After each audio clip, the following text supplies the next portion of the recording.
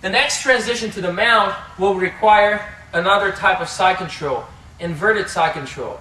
It's very important to execute the side control properly. If you mess up during this technique, your opponent's going to be able to reverse you easily.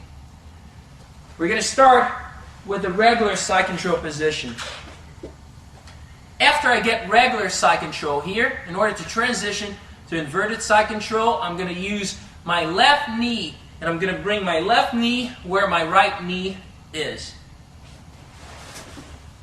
Now, after I do this, it's extremely important to maintain two things here. Number one is a good base on my right side by planting that right foot, the far foot. I don't want this far foot just the heel on the ground or just the toes on the ground. I need it to be flat against the mat surface. I also need to be extremely heavy with my left shoulder against his neck and chin. Why? Because once I transition into this position, it's very easy for my opponent to try to bridge and come my way. If he bridges, I must be able to execute a counter by pushing off that right foot. If I have no base, if I have both legs close to my opponent, he will bridge over and he will establish stop position.